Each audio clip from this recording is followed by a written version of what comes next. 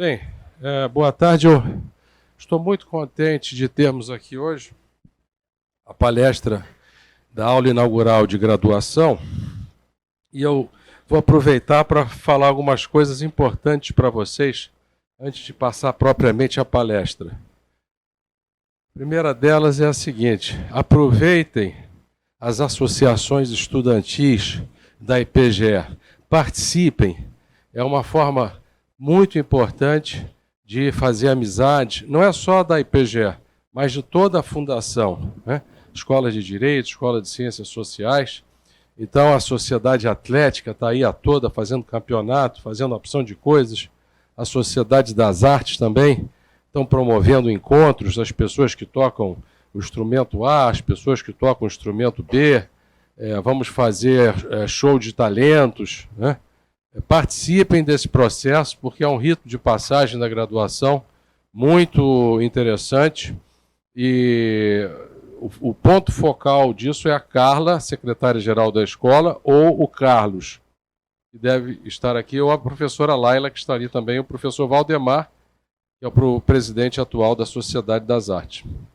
Bem, hoje é um dia de muita felicidade para a gente, porque nós vamos receber um egresso, acabei de falar o seu nome, como está aqui o ponto focal, aparece aí para eles, Carlos, que cuida de toda essa parte da sociedade junto com o professor Férez. Então nós vamos receber, por iniciativa dos alunos, que os alunos fizeram a indicação, e o professor Férez está fazendo um trabalho também de muito brilhantismo na graduação, o professor Felipe Salto, né? O professor Felipe Salto, ele é egresso da nossa escola irmã, né, a EESP de São Paulo, que, para todos os fins, é um braço esquerdo e um braço direito da fundação, na área de economia.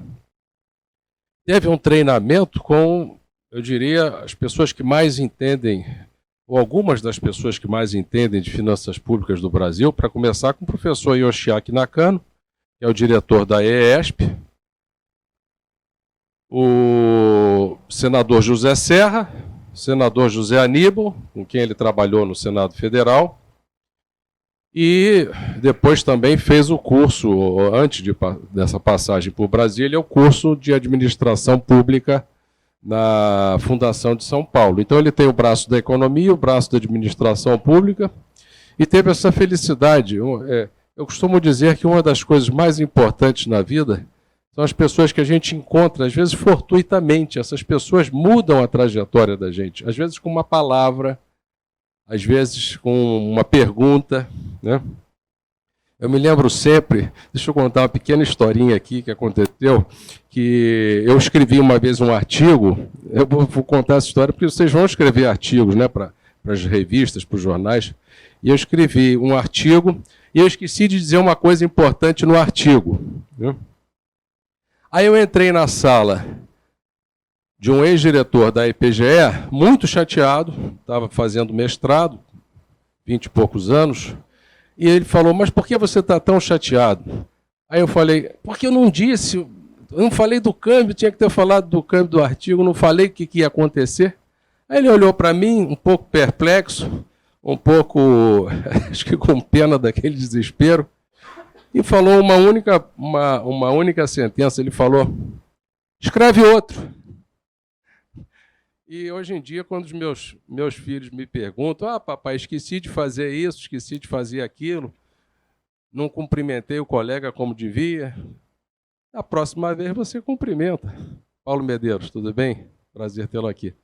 Então, isso faz diferença. Então, eu acho que essa escolha do professor Felipe para fazer essa aula inaugural foi muito importante, porque uma das fontes de exogeneidade intelectual de uma sociedade é a academia.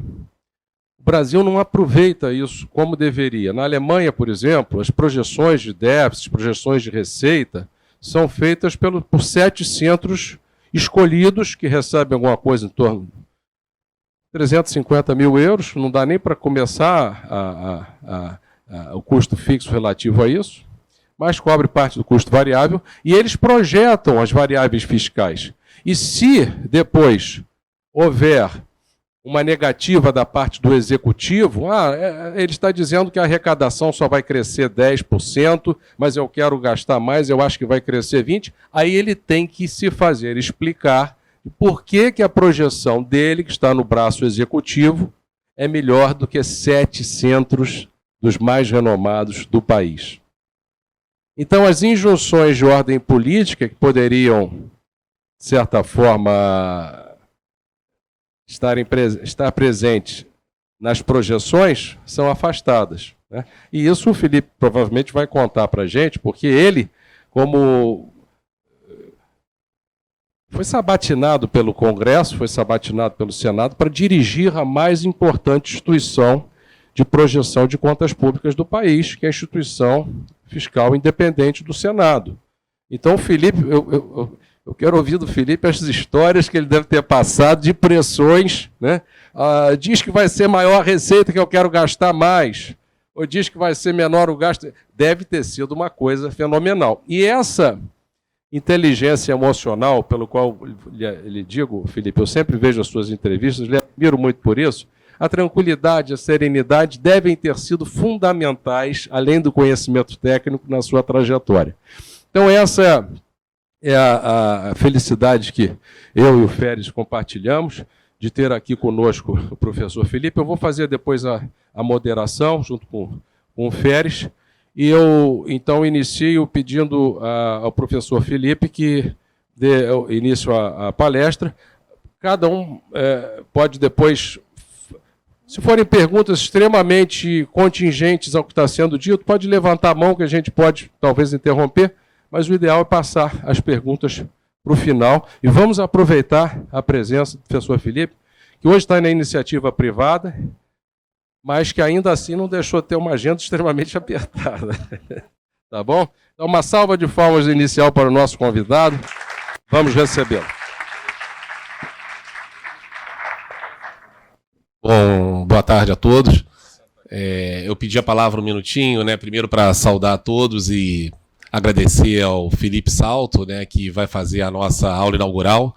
O Felipe, como o professor Rubens já falou, o Felipe Salto, ele participa ativamente, né, do debate de política fiscal no Brasil, no debate público, ocupou cargos, né, importantes, né, foi o primeiro diretor executivo da Instituição Fiscal Independente do Senado, depois ele foi, né, para a Secretaria da Fazenda de São Paulo, e agora, né, estava conversando com ele aqui antes, rapidamente, está tendo uma experiência agora no setor privado, né, mas é uma trajetória muito rica e eu agradeço muito por ter vindo aqui hoje compartilhar com os nossos alunos.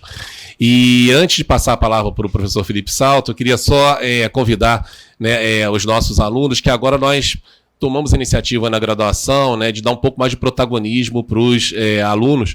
Então, eles vão fazer uma breve contextualização, tá?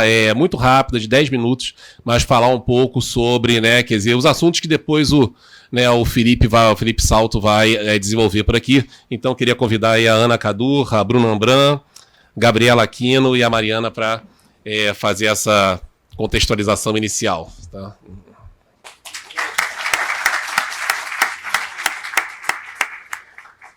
Boa tarde a todos. Como o professor Féris mencionou, nós elaboramos uma breve apresentação a respeito do cenário fiscal brasileiro.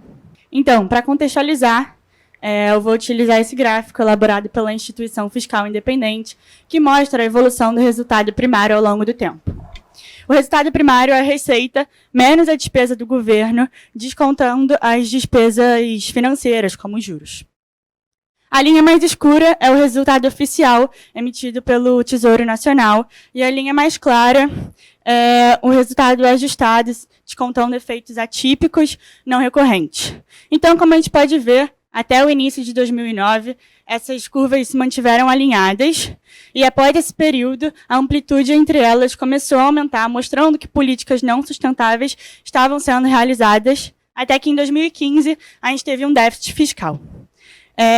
Devido a esses recorrentes déficits, somado ao fato de que o Brasil perdeu o grau de investimento em 2015, uma espécie de selo de bom pagador que garante a confiança dos investidores no país, Michel Temer, em 2016, propôs o teto de gastos que impõe um limite aos gastos do governo federal. A partir desse momento, a gente pode ver que os déficits se estabilizaram, de certa forma, mas em 2020, por conta da pandemia, esse déficit aprofundou e piorou por conta dos gastos que o governo teve.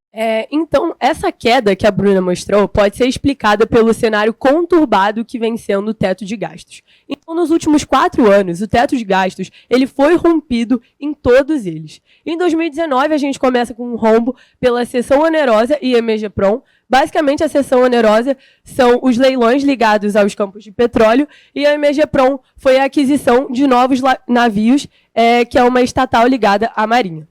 Em 2020, tivemos o cenário pandêmico, em que boa parte do dinheiro teve que ser destinada ao SUS e também o famoso auxílio emergencial de R$ 600, que elevou as despesas do governo.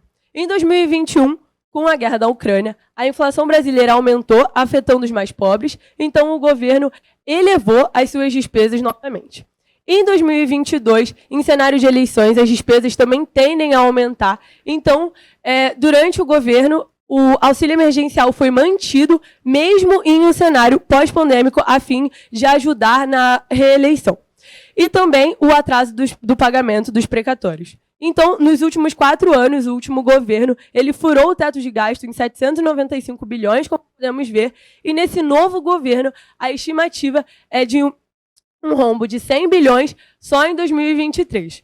Isso faz com que a dívida pública desse ano seja estimada em 6,8 trilhões, o que é aproximadamente 77% do PIB, contra o ano passado, que representou 73% do PIB. Então, é um aumento expressivo dessa dívida pública. Bom, além do que as meninas já mostraram acerca da situação fiscal no Brasil, é essencial olharmos também para o cenário macroeconômico externo e entender quais são os possíveis impactos no Brasil e nas contas públicas locais. Atualmente, há expectativas de desaceleração das principais economias mundiais. Existem muitas razões para isso, como, por exemplo, a continuação da guerra na Ucrânia, que ainda atrapalha a Europa, então, porque ela tem que se reorganizar quanto à questão do fornecimento de gás. Temos a tentativa de reabertura da China após o fim da política do Covid-0, e que não está tendo tanto sucesso quanto era esperado, o que pode também impactar as relações comerciais com o Brasil. E um ponto de atenção é o aumento da taxa de juros feito pelas autoridades monetárias internacionais, principalmente dos Estados Unidos e da Europa, para tentar conter a inflação. E esses apertos monetários podem fazer com que essas economias cresçam menos, o que pode impactar toda a cadeia global, e o Brasil pode acabar, por exemplo, exportando menos. E de ainda mais imediato, essas sucessivas altas na taxa de juros americana pode fazer com que exista um novo desafio para o Brasil, porque comprimindo o diferencial da taxa de juros entre os países, o Brasil pode ter dificuldade em cortar a taxa Selic, e assim teremos juros mais altos. E juros mais altos podem gerar dívidas mais altas, o que pode comprometer a sustentabilidade da dívida pública. Então, a gente retorna mais uma vez ao cenário fiscal e a importância de um plano de governo que lide bem com as adversidades. Aqui nós temos um gráfico da taxa de juros dos Estados Unidos, conforme o tempo. E a última vez que teve alto, como está hoje, foi em 2007, que logo depois caiu para tentar gerar crescimento econômico após a recessão global. E hoje está subindo, e a previsão é que continue subindo mais e mais. Bem, diante de todo esse contexto, ainda temos diversas incertezas que permeiam o país nesse momento. Como já foi mencionado, estamos enfrentando um desgaste do teto de gastos, o que um país caminhando para um desenho de um novo arcabouço fiscal, que deve ser divulgado pelo ministro Haddad ainda em março. Além disso, temos diversas promessas de campanha que precisam ser avaliadas se e como vamos fazer para fazer caber no orçamento público, como o Bolsa Família e o reajuste real do salário mínimo. E temos temas em pauta que estão sendo amplamente discutidos, como a reforma tributária, a nova política de preços dos combustíveis e a independência do Banco Central. O que é importante notar aqui é que todo esse cenário incerto e ruidoso acaba tendo impactos diretos na economia, refletidos principalmente através das curvas de juros. Como vocês podem observar aqui, ao longo do último mês, a taxa de juros de longo prazo foi elevada significativamente, saindo da linha azul para a linha vermelha. E apesar do Tesouro Nacional ainda ter um colchão de liquidez de quase R$1 trilhão, isso pode implicar que o Brasil acabe tendo que emitir uma dívida mais custosa e com prazo mais curto. Bem, dito isso, sabemos que nós temos complexas questões que precisam ser enfrentadas ao longo do próximo ano, mas temos o prazer e a honra de termos aqui conosco o Felipe Salto, especialista no tema, que com certeza irá nos ajudar a entender melhor quais são as perspectivas para o cenário fiscal ao longo de 2023. Muito obrigada. Obrigado, então, Ana, Bruna, Gabriela e Mariana. Obrigado. E também queria agradecer aos professores que auxiliaram um pouco aqui na apresentação, né? Que está aqui o Neto, né? O Valdemar Neto, tá a professora Laila também, e o professor Fernando Holanda Filho, que, né, não pôde participar aqui, mas também auxiliou na elaboração dessa preliminar. Mas, então, agora vamos passar a palavra, então, para o professor Felipe Salto, para a aula dele. Mais uma vez, Felipe, muito obrigado aí por ter aceitado nosso convite. É um prazer recebê-lo para abrir, né, formalmente o nosso ano letivo. Boa tarde a todos. Em primeiro lugar, eu quero cumprimentar o professor José Férez, que me fez o convite para estar aqui hoje, o professor Rubens Penha Cisne, agradecer pelas palavras, né, generosas de ambos. É sempre bom voltar à Fundação Getúlio Vargas. Eu sou paulista, cursei a Escola de Economia de São Paulo, mas como disse o professor Cisne, a EPGE é uma escola irmã da ESP, né? As duas andam de mãos dadas, devem andar de mãos dadas. Então, prazer estar aqui com vocês. E para uma música ser boa, tem que ter uma boa introdução.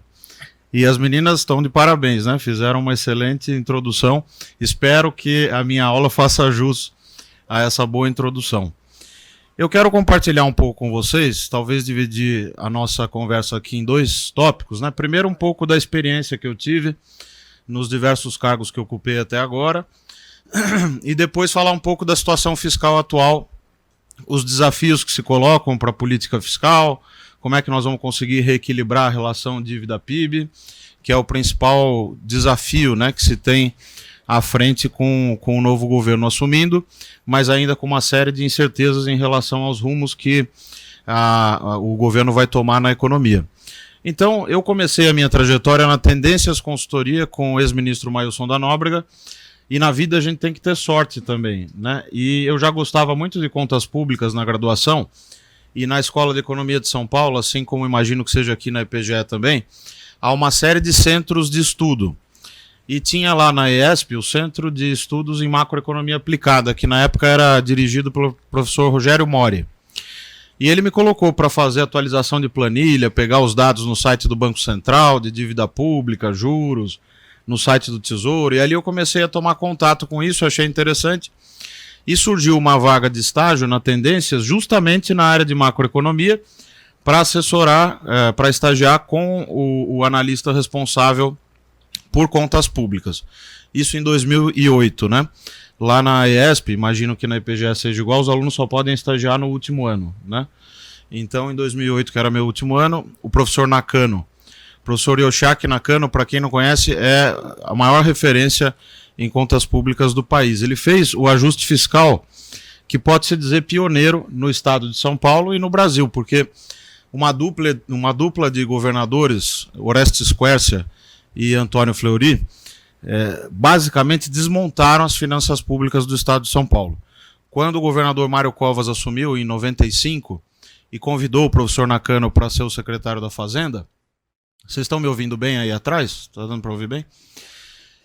Você não tinha dinheiro para colocar combustível nas viaturas policiais. Esse era o tamanho do problema fiscal do estado de São Paulo.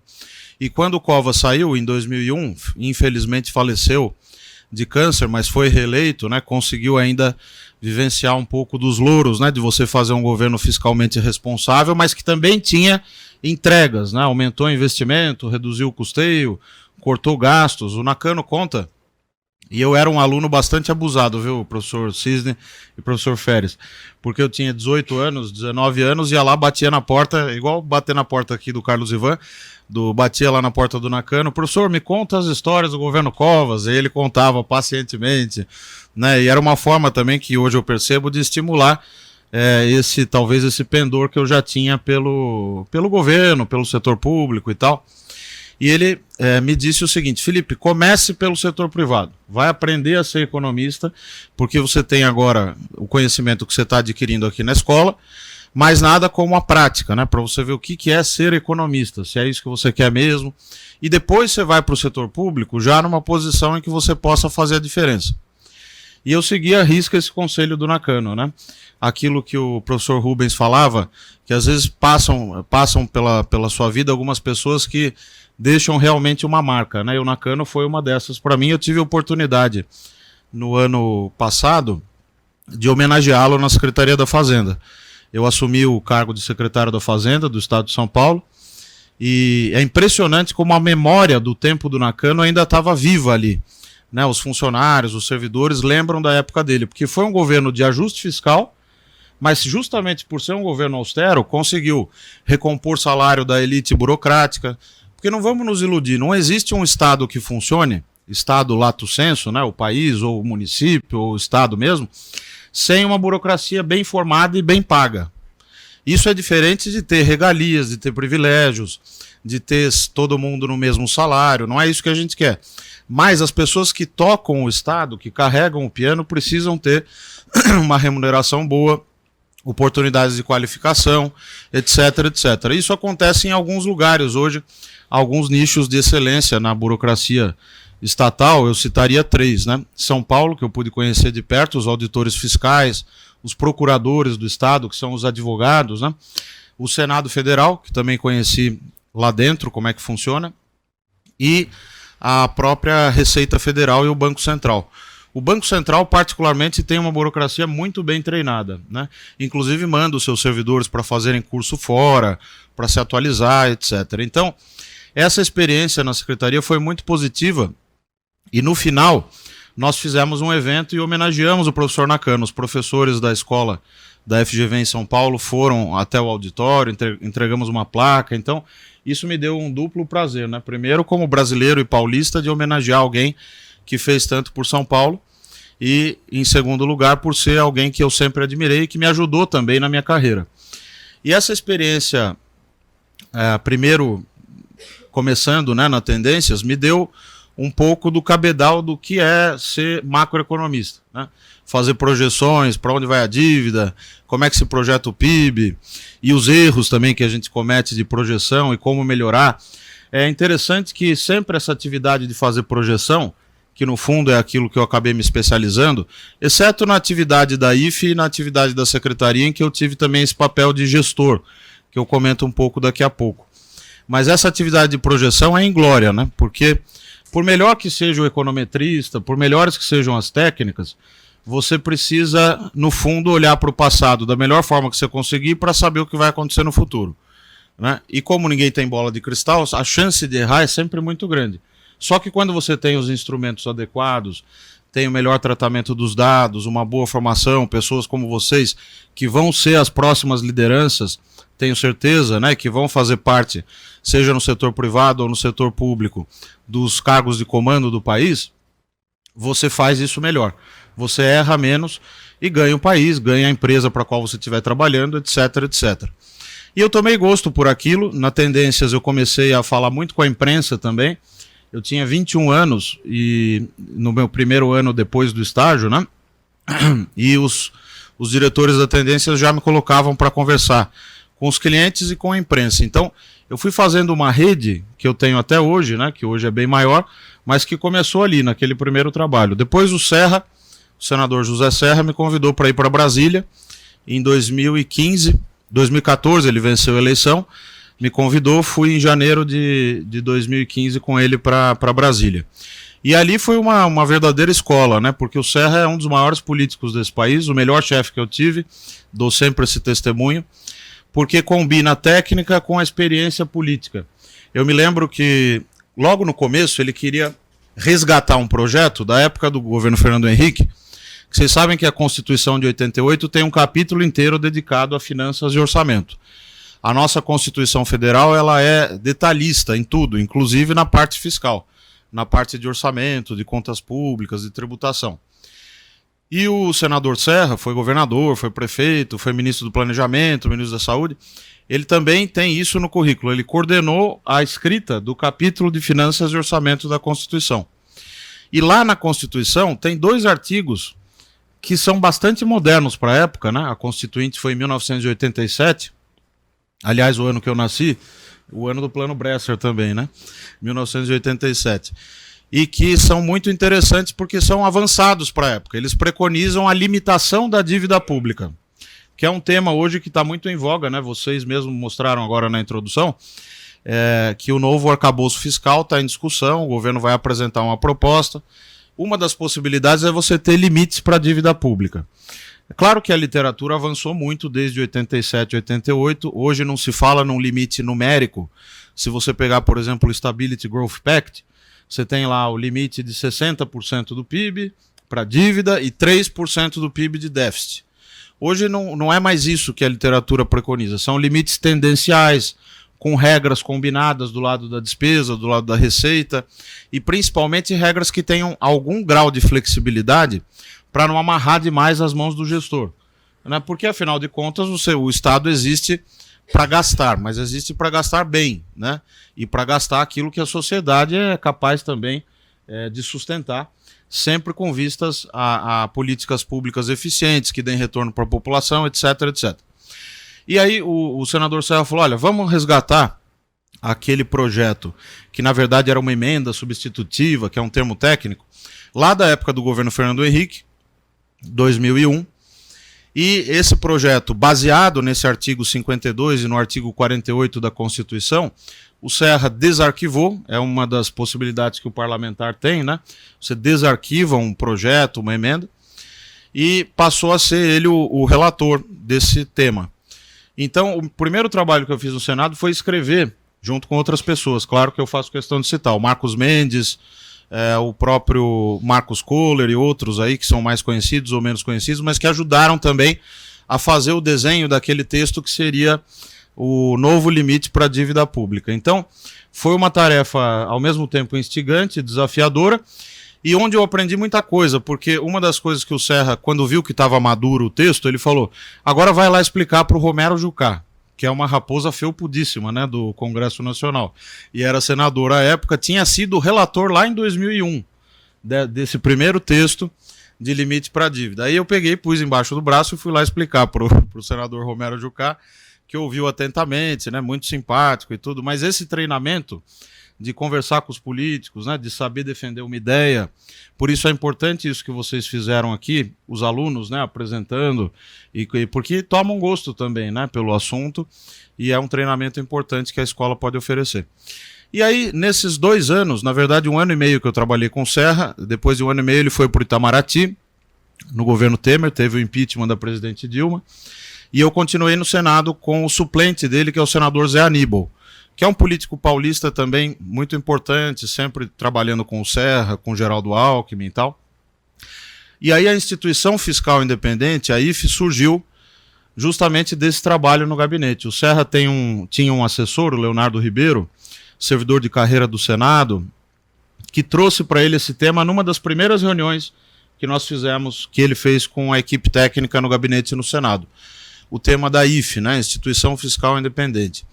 A Lei de Responsabilidade Fiscal é de maio de 2000 e ela prevê, num dos seus artigos, a criação do Conselho de Gestão Fiscal, o CGF. O Serra, quando assumiu o Senado, ele falou para o Leonardo, olha, você é especialista em orçamento, eu quero que você tire do papel, faça um projeto para a gente colocar em funcionamento o CGF, o Conselho de Gestão Fiscal. É uma instância federativa, que já deveria estar em funcionamento, para cuidar da harmonização contábil, de regras do jogo, etc., da União, dos Estados e dos municípios. Quem faz isso hoje, na ausência do CGF, como manda a Lei Complementar 101, que é a Lei de Responsabilidade Fiscal, é o Tesouro Nacional. Mas, obviamente, você tem um problema de agência aí, né? Porque o Tesouro Nacional é a União, e ele, ao mesmo tempo, ele controla os estados e municípios, de quem, inclusive, ele é credor, por conta das dívidas assumidas lá em 1997 na Lei 9496. Então é urgente que se crie o CGF. Mas nessa reunião, o Leonardo falou, senador, vamos fazer o CGF, mas vamos fazer também algo que o senhor, com a sua trajetória, etc., pode bancar, que é a IFE, a Instituição Fiscal Independente. Aí o Serra ficou louco, ele ficou encantado pela ideia e falou, não, temos que fazer isso. Mandou a equipe do gabinete para Viena, num congresso da OCDE, para conhecer um pouco das experiências de outros conselhos fiscais, né? Fiscal councils, como são chamados. E aí, na volta, então, produziu-se essa PEC, era para ser uma proposta de emenda à Constituição. Você sabe que tudo no Brasil tem que ser na Constituição, porque como ela é muito detalhada, se ela não tiver na Constituição, fica menos importante, ou mais fácil de modificar, mesmo que seja uma lei complementar. Então, o Serra apresentou essa PEC, ele foi o primeiro signatário, o presidente do Senado à época, o Renan Calheiros, bancou isso, só que houve uma oposição na época, como é curioso isso, como a política é de fato pendular, né? Uma oposição grande de alguns senadores, Roberto Requião, Lindbergh Farias, Gleisi Hoffmann. Então a turma da esquerda, pasmem, né? Em plenário, tem gravado esses discursos, tudo, acusaram o Serra de que estava criando um órgão para criar gastos e para cargos e não sei o quê. Imagina se o Serra ia fazer uma coisa dessa. Tanto que a ideia era que fosse pequeno, como é até hoje, né? Aí o fato é que a PEC não avançou. Aí o presidente do Senado, Renan Calheiros, falou: vamos fazer o seguinte, vamos pegar o mesmo texto e vamos fazer por resolução do Senado, que aí também tem força de lei, claro que muito menos forte do que uma emenda à Constituição ou uma lei complementar, mas não precisa passar pela Câmara, passa só pelo Senado, etc, etc. Optou-se então por esse caminho, a resolução foi aprovada, e quando o senador Renan Calheiros decidiu colocar em prática, em funcionamento, o Serra, ele pediu uma indicação de economista para o Serra, e o Serra me ligou. Ele estava no Itamaraty, eu estava no gabinete do Zé Aníbal, do senador Zé Aníbal, e ele falou: Felipe, eu vou indicar o seu nome para o presidente Renan e vou dizer duas coisas. Um, que você é muito leal, e segundo, da sua competência e o conhecimento nas contas públicas. Eu nunca esqueço essa frase, porque foi um reconhecimento, né? Ainda mais vindo do Serra. E assim foi, o Renan me indicou, fui sabatinado, etc, etc. E aí nós tínhamos uma sala para fazer o trabalho que nos foi dada no anexo do Senado, lá na gráfica do Senado, né? O Senado tem uma gráfica que era mais ou menos 1/5 dessa sala, desse nosso auditório aqui. E montaram alguns computadores, me deram uns 2, 3 cargos, e a imprensa toda em cima, né? Querendo ver se aquilo ia realmente ser um órgão para pegar no pé do executivo, produzir projeções que fossem fidedignas, né? Projeção de receita, de despesa, de dívida, ou se ia ser um anexo do gabinete do Serra ou do presidente do Senado. E aí eu disse: olha, pensei comigo mesmo, né? A única forma da gente mostrar para a imprensa, para o Congresso, para todo mundo que isso vai ser sério, é começar a produzir. Nada melhor do que produzir. Se eu ficar falando que vai ser sério, etc., é uma coisa. Agora, se tiver um relatório, se esse relatório for citado pela imprensa, pronto, vamos ter sucesso, porque aí a gente cai nas graças da opinião pública e o Congresso vai começar a usar naturalmente as nossas projeções, porque vão ver na Folha de São Paulo, no Globo, no Estadão, no Valor Econômico. E deu certo o plano, né? Nós montamos uma equipe, eu chamei pessoas que já fossem mais experientes e melhores do que eu, porque quando você tem pouco espaço para trazer gente, é isso que você tem que fazer. Eu trouxe um cara que trabalhou comigo na Tendências, que já sabia fazer projeção de PIB muito bem feita, com modelos de pequeno porte e tudo, mas que acertava bastante. Trouxe ele de São Paulo para Brasília. Depois trouxe 2 pessoas da própria máquina pública de Brasília, um do IPEA, né? O Férez vem do IPEA também, então conhece bem a qualidade técnica dos servidores do IPEA, e um outro do Ministério do Planejamento, que sabia mais da área de orçamento, né? Depois trouxe mais 2 pessoas, o Daniel Cury, que chegou a virar diretor e ficou no meu lugar como diretor executivo, hoje ele está na Secretaria de Orçamento Federal, com a ministra Simone, e mais para frente veio a Vilma Pinto, que é egressa aqui também da FGV, fantástica, além de ter uma história de vida fantástica, é uma pessoa que conhece no detalhe as contas públicas, né? E hoje é ela que comanda a instituição fiscal independente, inclusive, nesse momento em que a IFE está. E aí nós conseguimos produzir. Dia 30 de novembro foi a instalação do órgão no Senado. 30 de novembro de 2016. Dia 2 de fevereiro de 2017, nós publicamos o primeiro relatório. Aí fiz uma coletiva à imprensa, aí aquela rede que eu construí de jornalistas foi muito importante, e outros que eu conheci por meio do gabinete do Serra também. Lotamos uma sala de comissão lá do Senado, essas que a gente vê na TV, quando tem CPI, audiência e tal, fizemos ali para dar peso, né? E já saiu no Globo, saiu no Valor Econômico, no Estadão, na Folha, e aí consagrou talvez o que seria a IFE. As pessoas começaram a entender que, na verdade, o único poder da IFE, que é conhecida lá fora como watchdog, né? Esse tipo de organização é conhecido como cão de guarda das contas públicas. Por quê? Porque não tem o poder judicante, né? Ela não tem o poder de punir, de aplicar uma sanção, como um tribunal de contas tem. O próprio TCU, ou os TCEs, ou os TCMs, né? Mas ela tem o poder de latir bastante, né? E avisar quando tem coisa errada ou quando tem risco fiscal à vista.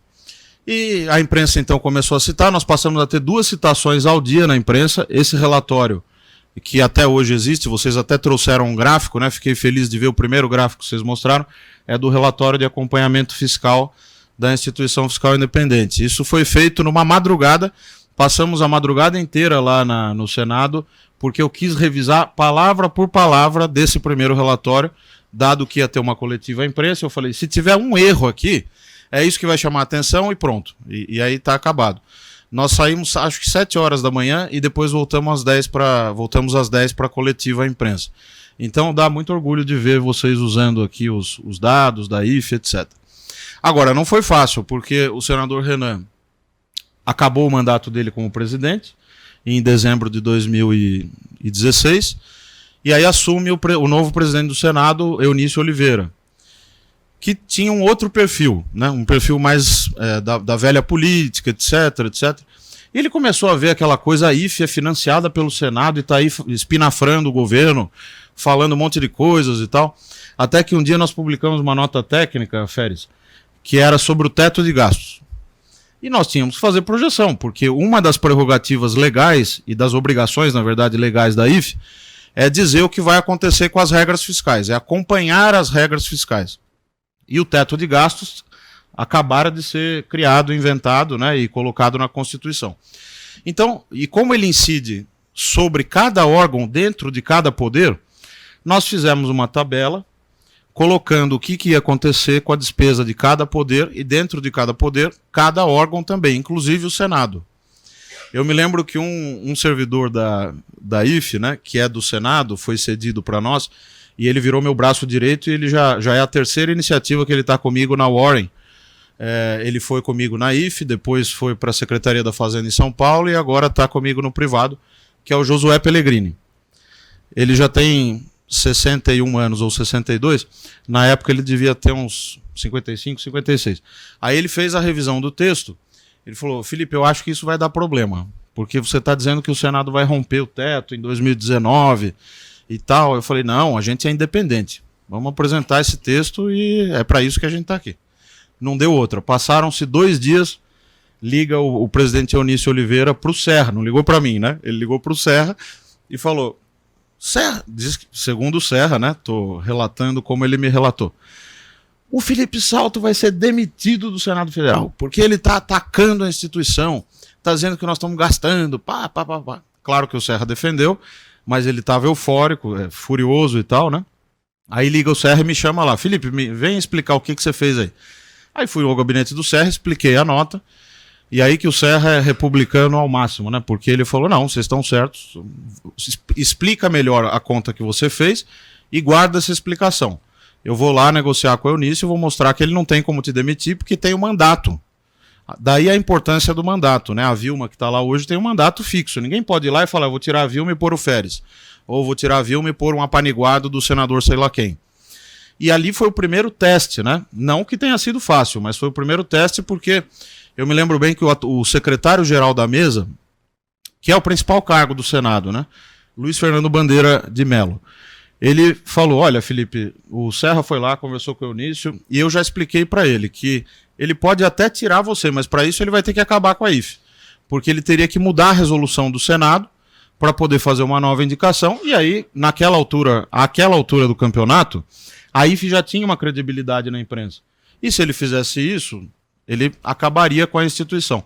Então, passamos por esse mau pedaço, diria assim, mas foi um bom pedaço também, porque fortaleceu, né, a IFE.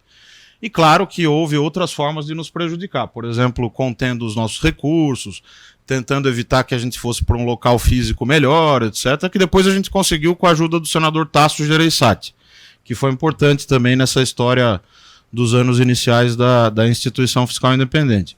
Aí veio a reforma da Previdência, vocês acompanharam, talvez tenha sido a principal reforma estrutural que aconteceu nos últimos anos, e o presidente Temer apresentou isso e nós fizemos as contas. A IFE, pioneiramente, eu me lembro que dia 25 de março de 2019, o Valor Econômico publicou um editorial, eu deixava pendurado lá na parede da IFE, para todo mundo da equipe ter orgulho disso, né? Porque são eles que fizeram.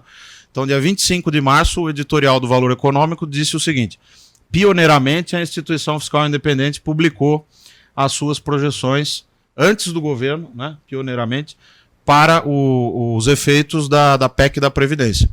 E como é que a gente fez isso? Então, eu dei como tarefa para um dos nossos analistas, que era justamente o Rafael Bacciotti, que é o que fazia as nossas projeções de PIB, está lá até hoje na IFE. Eu falei, olha, você vai ter que descobrir quais são os modelos que o IPEA desenvolveu para subsidiar as projeções que o governo fez até hoje, né? O governo sempre tem projeções de previdência que vão no anexo da LDO, que é a Lei de Diretrizes Orçamentárias. Lá no anexo de riscos fiscais, se vocês entrarem lá, tem projeções até 2060. Da onde vem aquilo? E ele descobriu, e os modelos são públicos. Era o Marcelo Caetano, com um grupo do IPEA que desenvolvia, e quando houve a CPI da Previdência, os modelos foram apresentados ao Senado e ficaram consignados. Naquela versão, ficaram publicados no site do Senado. Então eu falei, Bacciotti, você baixa todos esses modelos, nós vamos descobrir a engrenagem, como eles funcionam, e daí nós vamos usar os nossos parâmetros macro, de massa salarial, né, de PIB, de produtividade, de emprego, etc., para fazer as projeções. E aí cada mudança que o Congresso fizer, porque tem zilhões de etapas a tramitação de uma PEC como essa, né? Vai para a comissão especial, depois vai para a comissão de economia, comissão de finanças e tributação, a comissão de Constituição e Justiça, etc. Depois no Senado a mesma coisa, e vai tramitando até que haja consenso sobre o texto, nas duas casas. E aí a cada mudança que se fazia, a IFE soltava o número primeiro que todo mundo. A ponto de as consultorias do Senado e da Câmara, que prestam assessoria para os parlamentares, solicitarem para a gente os números. Aí eu falei, fornecemos, claro, mas vocês citam a instituição fiscal independente. Então esse episódio da reforma da Previdência, eu entendo que foi o ponto de inflexão. Foi ali que a IFE ficou realmente mais respeitada e a gente passou a ter os números, não vou dizer inquestionáveis, é importante que tenha questionamento, comparação, mas eles são usados, né, pela imprensa para contrapor os números oficiais do governo. Então, quando sai a peça orçamentária, dizendo que o PIB vai crescer 2,7 e a receita vai ser de 2 trilhões 350, todo mundo vai lá olhar se a IFE está dizendo a mesma coisa, está dizendo que vai ser mais ou está dizendo que vai ser menos.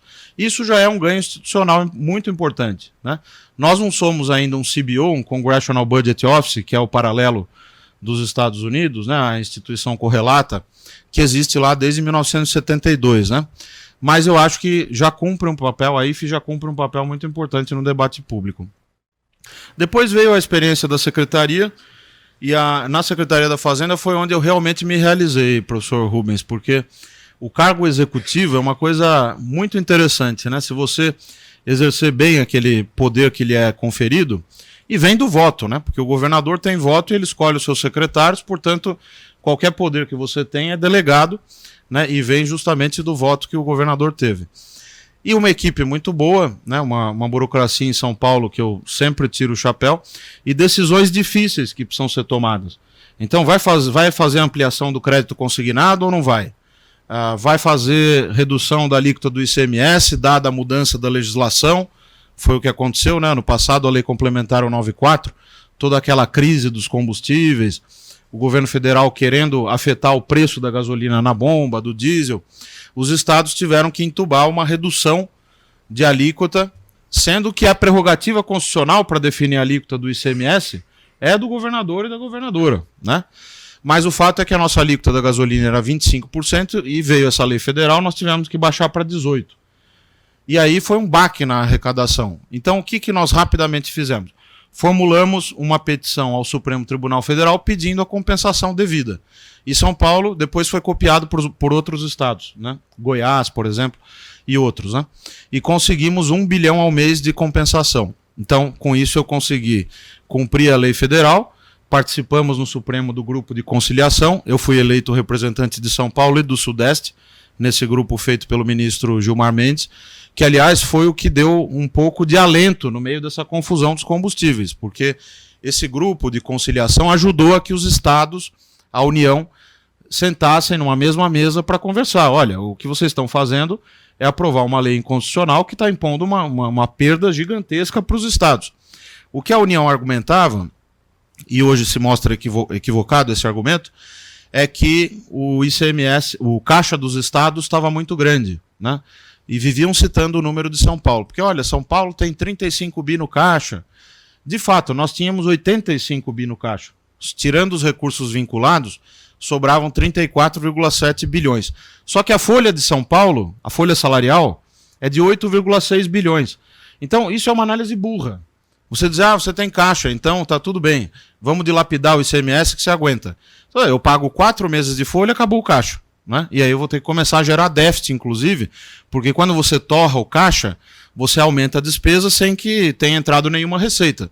O caixa nada mais é do que o acúmulo de direitos de gastar que você não usou quando poderia ter usado. Então é uma reserva, não é para você ficar usando como uma variável a estimular o gasto público corrente, ainda mais gastos que podem ser permanentes. O fato é que o superávit dos estados e municípios, lá em março do ano passado, em dezembro de 2021, chegou a bater 120 bilhões de reais de superávit. Hoje, 60 bilhões. Então, todas essas medidas que foram tomadas de redução do ICMS, a força, mais o desempenho da atividade econômica, que afeta diretamente as receitas, a arrecadação, né? Tem uma elasticidade muito grande entre a receita, a arrecadação e os indicadores de atividade. Aliás, isso é uma coisa que a academia pode ajudar muito o poder público a estimar essas elasticidades. Por exemplo, o IPI, a gente sabe que caminha mais com a produção industrial. Mas caminha de que forma? É uma elasticidade igual a 1, ou ele cresce mais quando a economia cresce mais, quando a produção industrial cresce mais? O IOF é mais ligado ao crédito. Então, tem uma série de artigos interessantes, inclusive do IBRE, aqui da FGV, de outros, que tentam estimar essas elasticidades. Isso é uma tarefa fundamental. O fato é que houve essa derrocada nas finanças dos estados. Eu, modéstia à parte, consegui entregar, claro que isso também é mérito do ministro Meirelles, que veio antes de mim na Secretaria da Fazenda, um caixa de 33,7 bi em dezembro, uma dívida que é a menor da série histórica, a dívida dividida pela receita corrente líquida, né? Dívida líquida dividida pela receita corrente líquida, de 115% para São Paulo, sem número de agências e bancos e organismos multilaterais querendo emprestar para São Paulo continuar os projetos de trens e projetos metroferroviários. Nós deixamos 30,3 bilhões de investimentos programados no orçamento para 2023, que é maior do que a própria União programa investir nesse ano, 22,4 bilhões pela lei orçamentária anual aprovada no Congresso Nacional para o governo federal. Então, foi uma experiência fantástica, né? Foram 9 meses que pareceram 9 anos, na verdade, de gestão. Eu espero voltar, e agora eu estou no setor privado, numa corretora, a Warren Renascença. A Renascença é uma corretora antiga de São Paulo, e que foi comprada pela Warren, né? E o que eles querem, para minha sorte, né? Eles querem essa experiência que eu tenho em lidar com os números de contas públicas, falar com os clientes, mapear o risco fiscal, se a dívida vai explodir, se não vai. Então, o setor é interessante também ter agora essa visão. Eu não tinha ainda essa experiência de mercado financeiro, só consultoria, né? Que não é propriamente mercado financeiro, no começo da minha carreira, lá na Tendências. E espero ainda voltar para o setor público, que é onde com certeza eu tenho vocação, onde eu me sinto bem, né? E acho que voltarei. Agora, para terminar, já falei bastante, né, Férez? Com certeza já estourei o tempo. Mas eu só quero dar uma palavra sobre o que ainda precisa ser feito por esse governo e por que eu não estou pessimista com a atual equipe econômica. Eu acho que ganhou a esquerda tem uma visão própria sobre como a economia deve funcionar. como deve ser o desenvolvimento econômico, claramente entende que o Estado tem um papel de intervenção maior, né? Só que isso não necessariamente significa que nós vamos ter um governo que leve o Brasil à bancarrota, que vai deixar a dívida explodir. Primeiro porque esse governo de esquerda que assumiu tem um track record, né? Tem o governo Dilma, o próprio Lula tentou impedir a presidente Dilma que fizesse determinadas coisas, não conseguiu, mas o governo Lula I, principalmente, foi um governo que respeitou muito os mercados, que soube compreender a importância do Estado e do mercado andarem de mãos dadas, né? Como sempre fala o ex-ministro Delfim Neto. A importância de um mercado forte e de um Estado forte ao mesmo tempo, para que você tenha progresso, prosperidade. Agora, o ministro Fernando Haddad tem dado algumas boas indicações. Por exemplo, em janeiro teve o pacote fiscal de medidas do lado da Receita, medidas basicamente de reoneração, de aumentar a arrecadação. Pelas minhas contas, né, o Ministério divulgou que consegue arrecadar 206,7 bi. Eu entendo que o pacote pode arrecadar até 63,6. Metade disso já veio concretamente agora com essa medida provisória 1163, que trouxe a reoneração da gasolina e do álcool, né?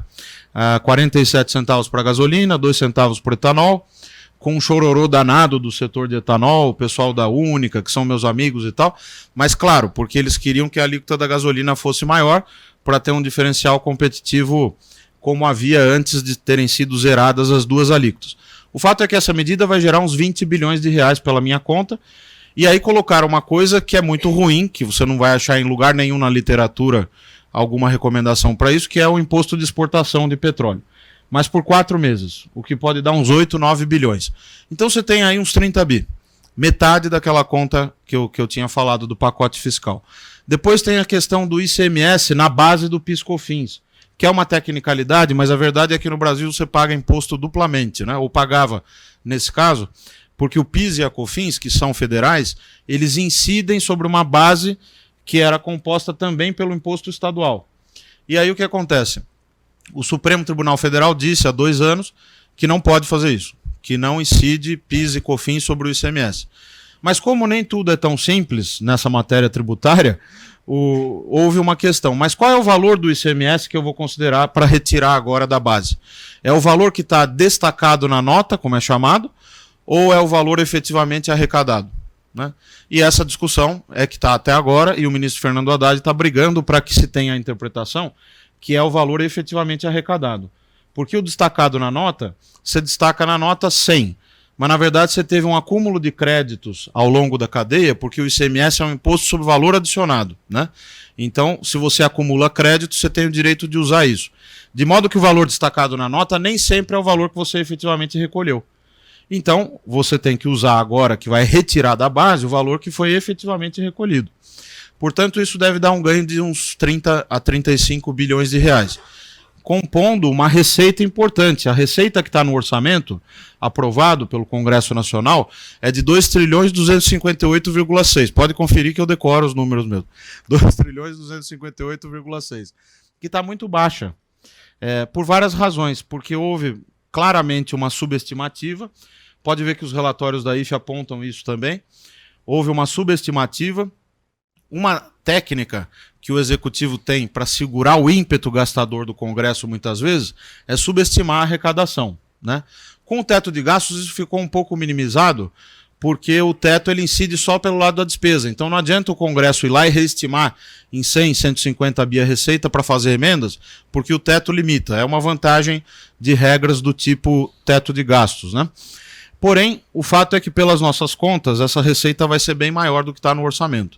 Mas essa ajuda do pacote fiscal, o déficit esse ano deve ficar em torno de 146 bilhões, que é a nossa projeção atual na Warren, no cenário fiscal que nós divulgamos e vamos atualizar agora nesse mês. O número que está na lei orçamentária anual é 231,6.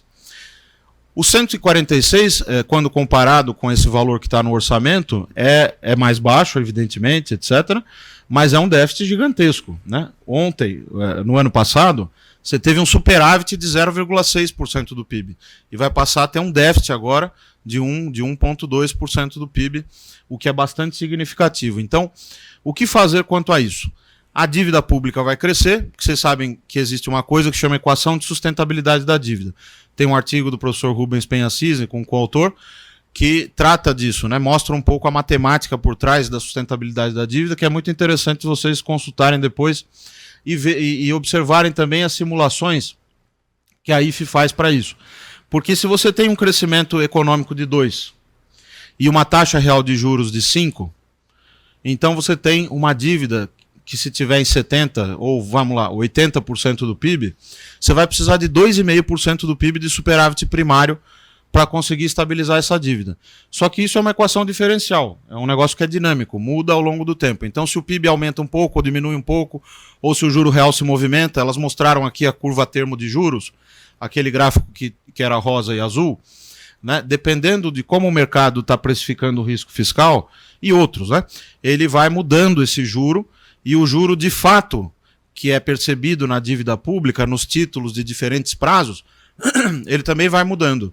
Então pode ficar mais fácil ou mais difícil cumprir essa tarefa de estabilizar a dívida em relação ao PIB, a depender das próprias sinalizações de política econômica. Por isso que essa discussão agora da regra fiscal, da nova regra fiscal, é tão primordial. Quer dizer, o que o ministro Haddad precisa fazer, eu tive uma audiência com ele no dia 18 de fevereiro e levei uma proposta, inclusive, uma minuta, a título de sugestão para o debate. Mas o que ele precisa é mostrar o seguinte: vai continuar a haver um compromisso de controle da despesa, isso é o recado fundamental. A trajetória da dívida vai, em tantos anos, voltar a ser uma trajetória de equilíbrio, de sustentabilidade, etc. Se fizer isso, fica mais barato, desde hoje, você financiar as políticas públicas incrementalmente. Os déficits incrementais que você precisar produzir ficam mais baratos, né? É por isso que essa é a tarefa primordial.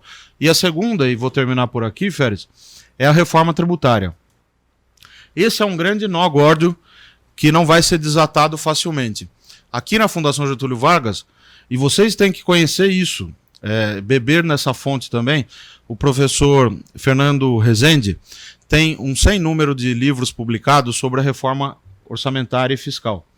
E é interessante, do professor Fernando Rezende, que ele faz a ligação disso com a questão tributária. Não vamos nos iludir, não vai haver reforma tributária civilizada se você não discutir o lado da despesa. Qualquer reforma tributária sem discutir o lado do gasto vai ser para aumentar a carga tributária. Pode escrever e me cobrar. Se você faz uma reforma tributária hoje, o que os governos estaduais querem? Querem ou majorar as receitas próprias ou aumentar as transferências da União. E querem manter o controle dos seus impostos, né? Do ICMS e do ISS, no caso dos prefeitos.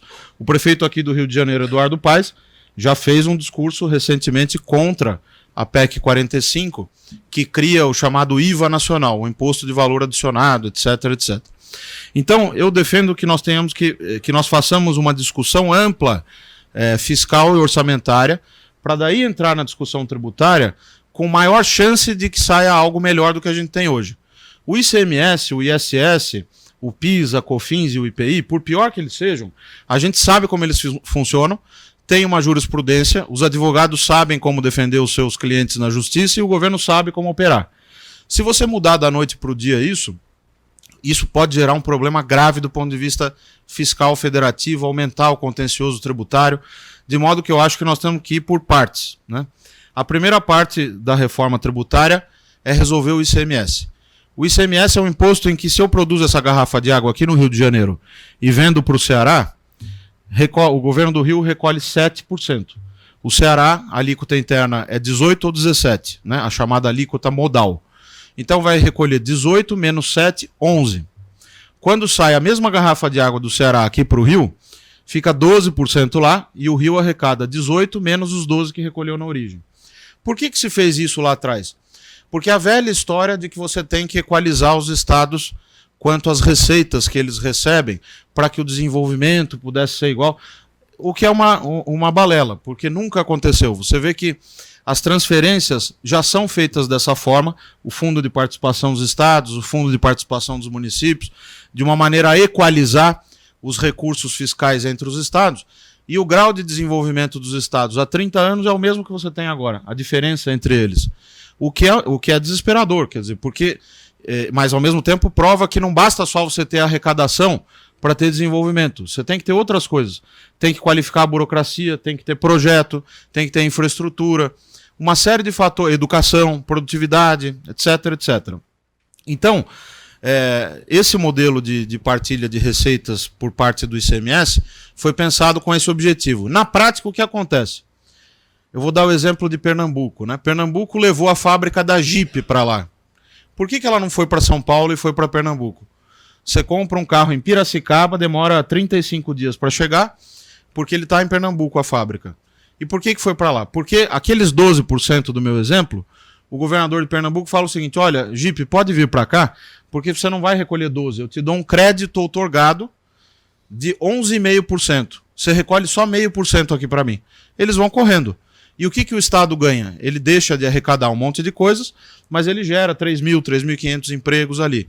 Então você produz uma distorção alocativa do tamanho de um mamute, né, para levar uma fábrica, uma montadora para um Estado. Não produz desenvolvimento, porque aquilo vai ficar temporariamente, até que um outro Estado dê um outro incentivo. Hoje a mobilidade dos fatores é muito maior do que era antigamente. Inclusive essas fábricas, elas têm fábricas pré-montadas em vários estados, para justamente ficar operando essas diferenças do ICMS, de modo que eu atacaria esse problema, acabar com as alíquotas interestaduais do ICMS. Você tem que fazer isso em 2, 3 anos, e isso custa, porque os estados ricos, que são exportadores líquidos, eles vão perder dinheiro, e os estados pobres vão perder o poder de dar esse incentivo que eu acabei de explicar. Quem é que paga essa conta? A proposta da PEC 45 tem o mesmo problema, só que ela tem esse problema e mais um monte, porque ela pega o IPI, o PIS, a COFINS, o ISS, etc. Bom, já falei demais, quero agradecer professor Rubens, professor Feres, cumprimentar a EPGE, a Fundação Getúlio Vargas. Eu tenho muito orgulho de ser aluno egresso da Fundação, fiz graduação na IESP e o mestrado em Administração Pública e Governo, e espero que tenha sido útil para vocês. Fico à disposição para perguntas e para o debate. Muito obrigado.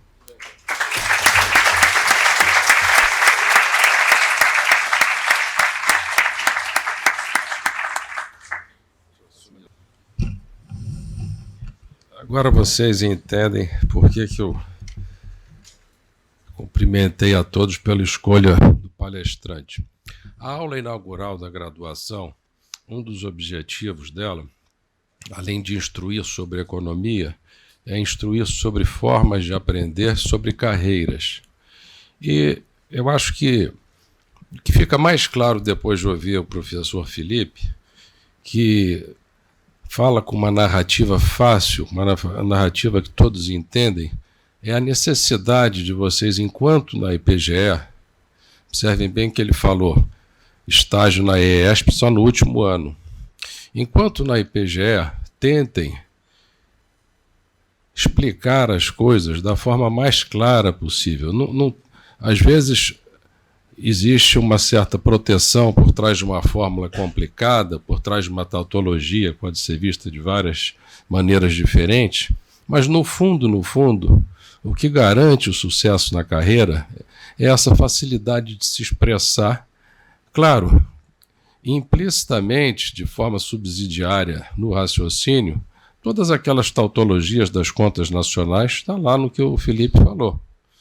Todos os modelos macro que a gente aprende também estão lá, mas ele em nenhum momento falou nada sobre nenhuma equação ou coisa semelhante. Eu tenho certeza que todos entenderam. Então é muito importante que vocês entendam e cobrem dos professores. O professor às vezes fala, não, mas isso aqui você não é para entender porque aqui é essa equação. Não. Ele tem a obrigação de se fazer claro no português, né? Não sei se é verdade, mas dizem que o Gary Becker só publicava alguma coisa depois que ele explicava para a esposa dele e a esposa dele entendia perfeitamente. Isso é muito importante, né? E eu falei da sociedade. Por que a gente tem aqui uma sociedade de debate? Exatamente para que você faça esse tipo de coisa. E defendendo exatamente o ponto de vista que você acabou de defender, o ponto de vista A contra B, depois muda, defende o B contra A. Quer dizer, você não está, na verdade, teorizando sobre nenhuma tese específica, mas está desenvolvendo o poder de convencer. E se forem para uma instituição financeira ou para o governo, vão ter de usar persuasão o tempo todo, né? Eu recebo com frequência ligações de ex-alunos da escola pedindo alunos atuais para empregarem. E eu sempre faço uma pergunta cuja resposta eu já sei, mas eu faço para me assegurar que a resposta continua a mesma. Eu pergunto, mas você quer alguém especializado em macro, em micro, em finanças públicas? Aí a pessoa invariavelmente fala, não, eu quero alguém que saiba pensar, resolver problemas novos e ser capaz de se expressar. Ou seja, ele quer, certamente, a dedução, que é a partir do geral para o específico, isso todos são treinados ad nauseam aqui na escola.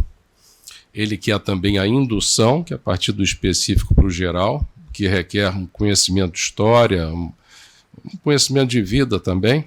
E ele requer também a persuasão, né? A sedução pela palavra. Então, eu acho que essa facilidade enorme com que o professor Felipe Salto nos brinda aqui na exposição de contas públicas é uma lição, uma primeira lição para a gente. Cumprimento.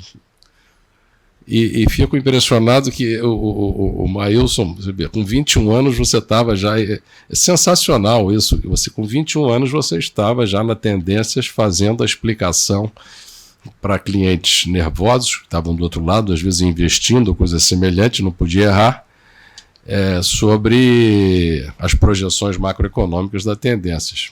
Então isso foi um treinamento sensacional, sem dúvida, né?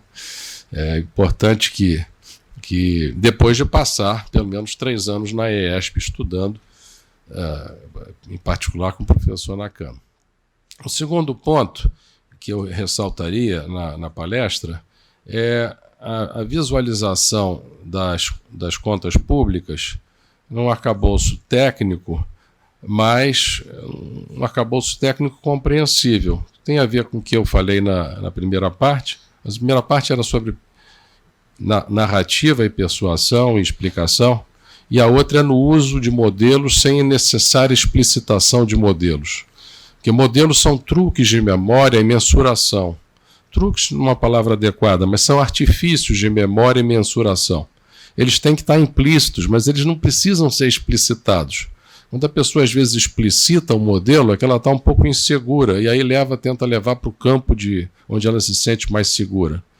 Mas na academia isso pode funcionar um pouco, mas lá fora não. As pessoas querem raciocínios claros e que você tenha os seus modelos, mas os seus artifícios de memória e persuasão, mas que saiba explicar o que deriva desses modelos com facilidade. É por isso que vocês têm que cobrar dos professores. Cobrem dos professores que sejam claros e que tenham simplicidade na explicação.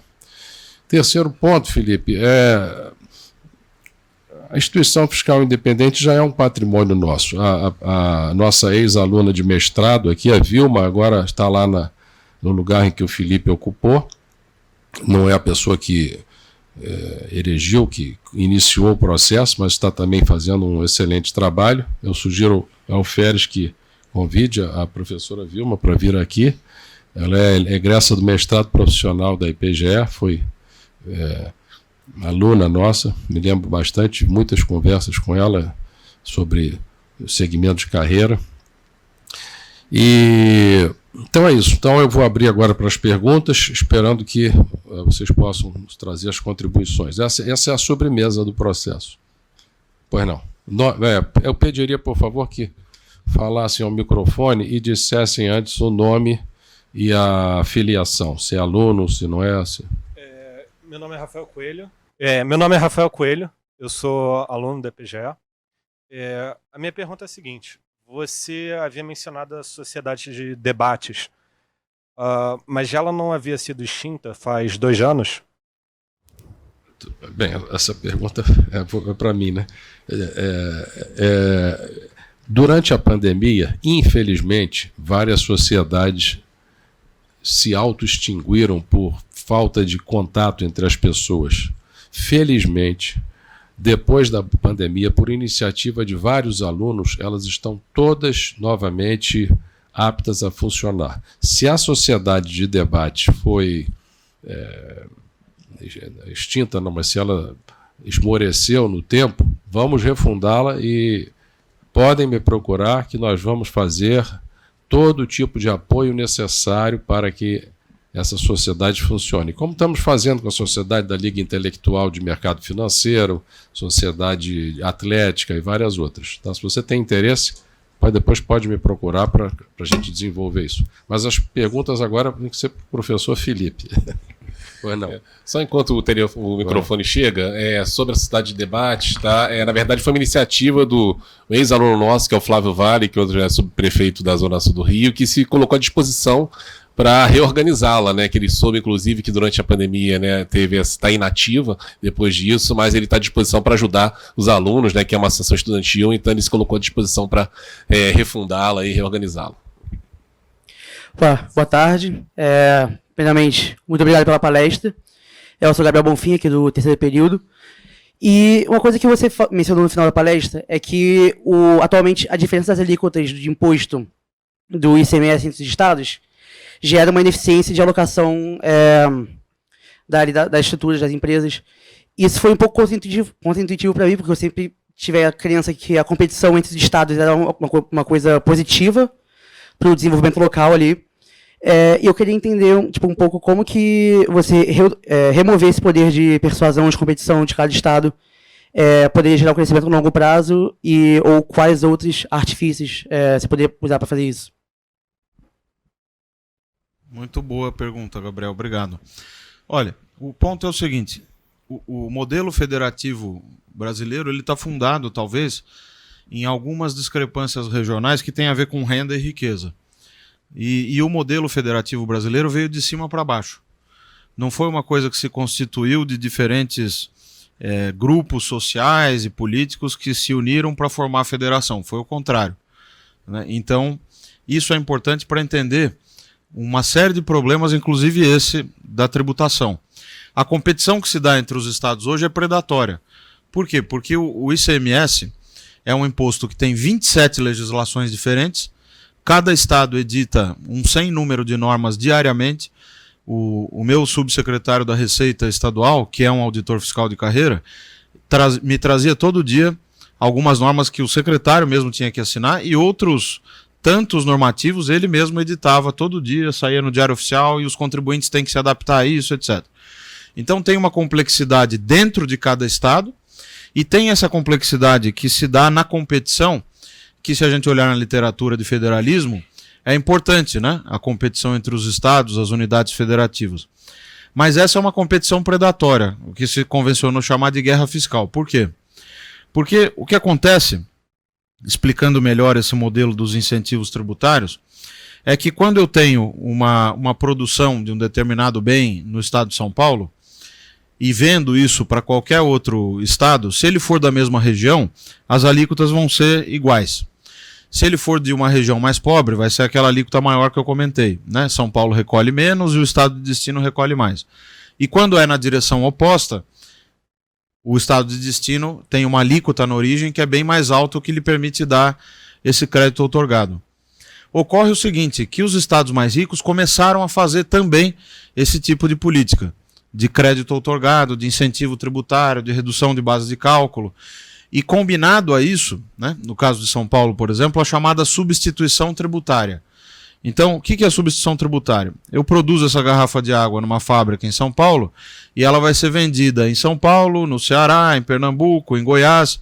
Então, o que eu faço? Para maximizar a arrecadação, criou-se a figura do substituto tributário. Em vez de eu tributar no bar que vai vender essa garrafa para você, eu vou tributar na saída da fábrica. São Paulo usou isso e usa ainda até hoje aos montes, né, para muitos setores. Esse tipo de instrumento, a substituição tributária, ela é recomendada para bens que estão muito espalhados no varejo, por exemplo, cigarro e bebidas.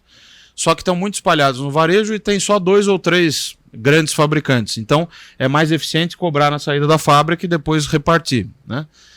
Como estratégia para combater a guerra fiscal, São Paulo e outros estados começaram a usar a substituição tributária para praticamente tudo. Então você tem de um lado os incentivos, de outro a substituição tributária, e esses estados que usavam apenas a AST, a substituição tributária, começaram a usar também os incentivos tributários aos montes. De modo que se você olhar hoje a alocação dos recursos e por que uma fábrica está em Pernambuco, não está em São Paulo, ou está em Goiás, não está no Rio de Janeiro ou no Espírito Santo, não há nenhuma razão econômica a explicar isso, de modo que o sistema tributário precisa conferir, sim, algum grau de competitividade entre as unidades da federação e mesmo entre os municípios, mas de uma maneira mais organizada do que essa que a gente tem hoje. A competição boa é aquela que os recursos são dados, cada um compete tentando prover as melhores condições de produção para as indústrias, ou seja, bota o pessoal da burocracia a qual se referiu o professor Felipe para alocar bem os recursos, oferecer boas estradas, segurança, isso aí é uma boa competição, né? Competição por canetada, eu dou 8, aqui é 7, aí é 6, o que acontece? Vai ter uma convergência negativa aí. Pois não. Pois não. Boa tarde a todos, muito obrigado pela palestra, professor Felipe, ao Rubens e ao Férez, muito obrigado pela oportunidade. O senhor comentou um pouco durante a sua fala sobre a questão da descritividade da nossa Constituição, do seu desenvolvimento nos pequenos detalhes. Até um pouco dos desafios quando desenvolvendo a IFE, todas as questões pelo respeito a uma nova PEC, a que seja um novo desenvolvimento. Como que você vê, qual é o seu olhar sobre isso, tanto por uma perspectiva de seus lados positivos e lados negativos, como a gente pode, talvez até com uma visão mais econômica, como que a gente pode olhar isso e como tirar vantagem da maneira que a nossa Constituição é estruturada? Eu acho que o processo constituinte de 1987, ele foi, na verdade, uma resposta ao período autocrático, ao período autoritário, e por isso se tentou colocar na Constituição todo tipo de demanda e de uma maneira que garantisse para valer cada um dos direitos derivados daqueles dispositivos da Constituição e do próprio ato das disposições constitucionais transitórias. Então, num certo momento, depois isso caiu, você tinha até a taxa de juros máxima fixada no texto constitucional. Imagina, você limitaria a política monetária já pela própria Constituição. Então, eu não acho que isso é bom nem ruim, mas é assim no nosso caso. E tem uma razão histórica para ser assim. O que eu acho que nós precisamos é ter a compreensão muito clara de como funciona e entender como o Congresso também funciona diante desse tipo de estrutura legislativa, né, jurídico-legal tão detalhada. E não é só a Constituição, depois tem as leis complementares todas que vão regulamentando aqueles preceitos constitucionais. Então, eu diria para você que no caso de finanças públicas, o que a gente precisa entender é que há dois caminhos possíveis. Ou a gente continua trabalhando lá nos artigos do capítulo de finanças e orçamento, e como o teto de gastos fez, você introjeta as novidades lá dentro para tentar aumentar a restrição fiscal orçamentária, ou então você desconstitucionaliza tudo, que é a proposta, por exemplo, do economista Pércio Arida. Não, vamos tirar tudo que é fiscal da Constituição, e a gente faz uma grande lei complementar, talvez uma LRF 2.0, para que você tenha, de um lado, a garantia de uma possibilidade de mudar essas regras com maior facilidade. O teto, por exemplo, você precisou de uma série de emendas à Constituição para resolver alguns problemas que ele tinha desde a origem. Ou então você constitucionaliza tudo. E o que a gente tem escolhido até esse momento é constitucionalizar cada vez mais, né? Eu não acho que um ou outro caminho são claramente superiores, né? O superior. Mas eu acho que é preciso entender as consequências de cada um. Então, o teto de gastos, se nós vamos agora ter a possibilidade de mudar, a emenda constitucional 126, que é a chamada PEC da transição, que abriu aquele espaço para fazer o financiamento dos R$200 de auxílio, né, em relação aos R$400 que se tinha antes, ela criou um dispositivo ali que vai permitir ao Ministério da Fazenda enviar uma proposta de lei complementar que, se aprovada, ela substituirá todo o regramento do teto de gastos de uma só vez. Então, talvez, se isso for bem feito e for bem desenhado, nós vamos ter a oportunidade de testar um modelo baseado mais numa lei complementar do que no próprio texto constitucional, que era a ideia da LRF, né? A Lei Complementar 101 de 2000, que foi talvez um ponto de inflexão nas regras, nas instituições fiscais, funcionou durante um bom tempo. O problema da LRF é que os tribunais de contas, alguns, né, foram sendo cooptados pelos governos. Então você foi tendo interpretação diferente em cada lugar. Aqui no Rio, você interpreta que os royalties do petróleo são tratados assim em assado. Em São Paulo não pode, tem uma interpretação diferente. Então, essa heterogeneidade que a gente vê hoje, por meio da interpretação diferente, em diferentes lugares, de diferentes formas, né, do mesmo texto legal, fragilizou um pouco o espírito da lei de responsabilidade fiscal, que talvez possa ser resgatado agora com essa nova lei complementar. Esse controle de 12% do juro real, instituído pelo Fernando Gasparian, gerou um caso interessante. Porque imagina que você tivesse R$100 ou 100 unidades monetárias no início do ano e que o preço da laranja fosse 1. Então você compraria 100 laranjas. No final do ano, se a inflação tivesse sido de 100%, o preço da laranja passaria a ser 2, e aquele seu dinheiro estava parado lá embaixo do colchão, na sua carteira, você só compraria 50 laranjas. Isso quer dizer que a taxa de juros real da moeda foi negativa em 50 sobre 100. Você perdeu 50 em 100 laranjas. Ou seja, quando você controla o juro real em 12%, automaticamente o que a Constituição está fazendo é colocando um teto para a inflação, que era muito superior a 12,76, que é o que daria menos 12%. De forma que não fazia sentido absolutamente nenhum. Boa tarde, meu nome é Otávio Bop, eu sou aluno da IPGE aqui. Professor Felipe, você se mostrou bem confiante em relação à equipe econômica do Lula e eu compartilho parte dessa confiança, mas eu tenho um medo específico sobre a base do governo Lula. Por exemplo, eu estava vendo recentemente o Boulos argumentando, acho que ele é deputado, que a taxa de juros precisava baixar porque os juros altos estavam beneficiando exclusivamente a Faria Lima, o mercado financeiro. E o meu problema principal com essa argumentação não é nem que ele quer baixar a taxa de juros, é que ele, assim, ele não quer ver os efeitos econômicos de abaixar a taxa de juros, ele quer culpar o mercado financeiro. E aí eu queria saber como você acha que essa base de apoio, esses políticos dentro do governo Lula, podem afetar a equipe econômica. Muito bom, Otávio. Muito articulado, Otávio, hein, professor? Certamente vai progredir bastante aí na escola. Então, desejo sucesso para você, viu, Otávio? Mas olha, essa coisa dos juros é uma espécie, com perdão da palavra, uma espécie de tara da esquerda, né? A gente vê no processo constituinte e vê agora de novo, e em todos os governos que se sucedem, sempre tem um agente importante, um player que assume esse discurso, né? De bater no Banco Central, tem que baixar os juros.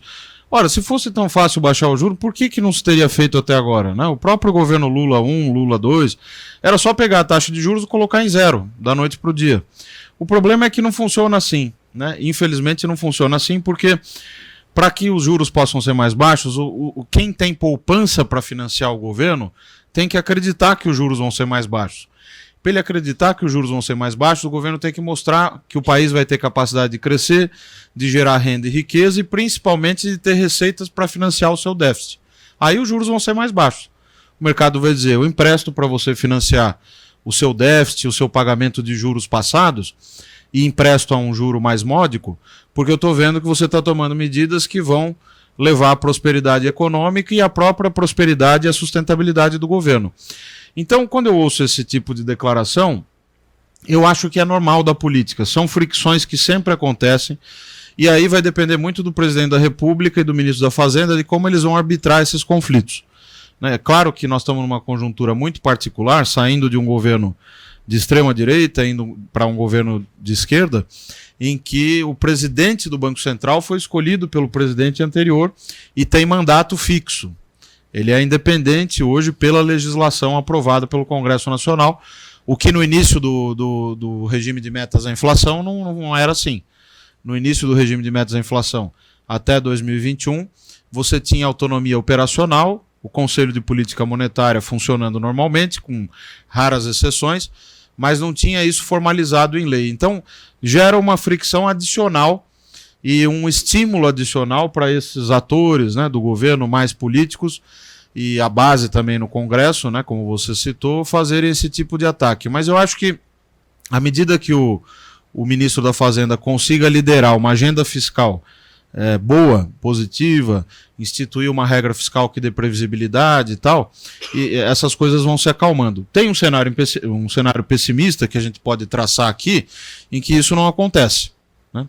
Você tem, por exemplo, eventualmente a indicação de um diretor de política monetária, que agora, né, a principal diretoria do Banco Central está vaga, né, vai estar vaga, e quem indica é o presidente da República. Aí você indica um nome ruim, por exemplo, e vem um arcabouço fiscal também frouxo, ou que o mercado não aceite, etc. Aí você vai para um cenário mais pessimista. Os juros vão ficar mais altos durante mais tempo, e isso vai produzir uma série de desdobramentos sobre a economia, inclusive menos crescimento econômico.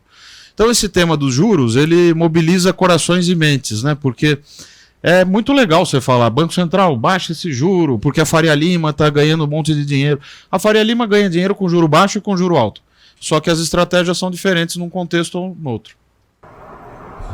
Em resumo, você acredita que a equipe econômica, o ministro da Fazenda deve conseguir controlar a base do governo, né? Eu acho que não é uma coisa trivial, mas entendo que o ministro Fernando Haddad até agora teve uma vitória importante, pelo menos, que foi essa questão da reoneração. Ali ele foi testado, né? Você tem a ministra Gleisi Hoffmann, o próprio presidente do BNDES, Aloysio Mercadante, com uma certa visão sobre a economia, e com isso eu não estou dizendo que é legítimo ou não é legítimo, é uma visão possível dentro do governo, fazendo oposição à ala econômica, né? Ao ministro Fernando Haddad, talvez à ministra Simone Tebet, e nesse embate sobre a reoneração, ele conseguiu uma vitória. Isso dá um pouco, talvez, de força adicional para ele chegar ao Congresso com uma proposta de reforma fiscal, de nova regra fiscal, com mais peso do que se ele tivesse perdido esse primeiro embate, essa primeira batalha. Agora, temos que esperar, está muito no começo do governo, para avaliar um pouco como as coisas vão caminhar, né?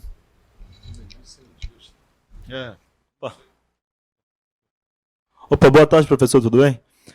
Sou o Diego Menezes, também da EPGE, e eu queria voltar numa fala que o senhor falou sobre a PEC 45 e a taxação na saída da indústria. Qual seria a vantagem para poder taxar direto na saída ao invés de fazer algo parecido como fazem em diversos países europeus como o VAT? O VAT, esse Imposto sobre Valor Adicionado, ele é o que basicamente o mundo inteiro faz, que adota o Imposto sobre Valor Adicionado. O ICMS não deixa de ser um Imposto sobre Valor Adicionado. O problema é que ele é recolhido na origem e no destino, naquele mecanismo que eu estava explicando. E alguns estados, como São Paulo, né, claramente é o exemplo mais típico, para tentar combater a guerra fiscal, o instrumento que ele tem, como todas a maior parte das fábricas está em São Paulo, ele faz essa coisa de tributar na saída da fábrica. Então, distorce o próprio mecanismo do imposto sobre valor adicionado, segundo o qual você só deve recolher sobre aquilo que se agregou de valor em cada etapa da cadeia. Por exemplo, para produzir essa garrafa, teve o primeiro setor, o setor de plástico, depois o outro, depois serviços, né? Tem uma série de elos na cadeia de produção até você chegar ao produto final. E só se pode tributar, na lógica do imposto sobre valor adicionado, aquilo que cada elo de produção agregou de valor. Quando você tributa na saída da fábrica, você tem que arbitrar a margem de valor agregado até o produto chegar lá na ponta para ser vendido. Normalmente isso é feito por pesquisas, né? A própria FGV faz, a FIP, outras organizações fazem essas pesquisas de preço que subsidiam essa arbitragem dos valores das margens de agregação. O que, como você pode imaginar, produz uma série de distorções na própria lógica do imposto de valor adicionado. Por isso que eu digo, o primeiro ponto a ser atacado na reforma é acabar com essa coisa de origem e destino e migrar tudo para o destino. Tem estado que vai perder porque é exportador líquido, tem estado que vai reclamar por perder o poder de dar incentivo tributário, mas você pode substituir isso por um mecanismo horizontal que dê igualdade de competição para todos os estados, que seria, por exemplo, um fundo de desenvolvimento.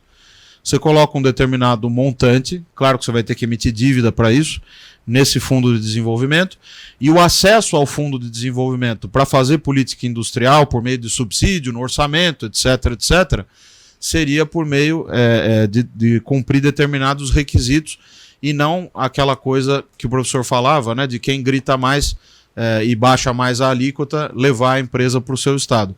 Porque isso é uma estratégia, isso que nós estamos vivendo agora, de race to the bottom. Cada um vai fazendo mais e mais, daqui a pouco você erodiu a arrecadação, e quem paga essa conta? Os estados todos vão de novo na União, com o Pires na mão, pedir mais transferência, mais fundo de participação dos estados. É uma história que já é conhecida, né? E espera-se que dessa vez a gente tenha um final mais feliz. Só um momento. O Paulo Medeiros, vou provocar você. O Paulo é professor da IPGE, da antiga geração, foi diretor do Banco do Brasil.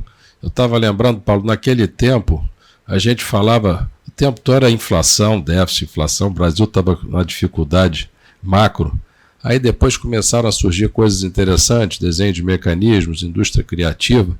Mas se você observar a imprensa hoje em dia, novamente voltou para o debate de juro, de possibilidade de inflação, que dá muita, não sei se posso usar a palavra tristeza, mas desânimo pelo menos, né? Você gostaria de fazer alguma pergunta trazendo aí a sua experiência? Talvez fazer um comentário sobre a atual discussão de juros. Ninguém discute que política monetária é o instrumento mais importante para controlar a inflação e que o juros é um instrumento de escolha. E que juros reais tendem a ser necessários para ter esse controle, porque é assim que você consegue afetar a demanda agregada e, com isso, reduzir a pressão sobre os preços. Então, não se discute que devemos ter juros reais, embora é bom frisar que, hoje em dia, praticamente todos os países do mundo estão combatendo inflações muito altas com juros reais negativos. Será os Estados Unidos, especialmente a União Europeia. Então, eu acho que no Brasil a questão que se coloca não é ter juros reais negativos, mas o montante, quão alto está esse juro real. Dependendo do quanto você considera que vai ser a inflação corrente, a futura, obviamente, tem uma perspectiva ainda menor, você está com juros reais de 7% ao ano. Num país que tem uma dívida muito grande, como o Brasil, e que há uma preocupação muito grande com o déficit público, porque ele tem um impacto na dívida, não se fala no impacto que os juros reais positivos grandes têm também sobre a dívida pública. Então, eu acho que esse é um ponto que tem ficado um pouco perdido nessa discussão. Aliás, eu fui professor da IPGE, não me olhem como olho de pré-histórico, mas já tem coisa de uns 45 anos.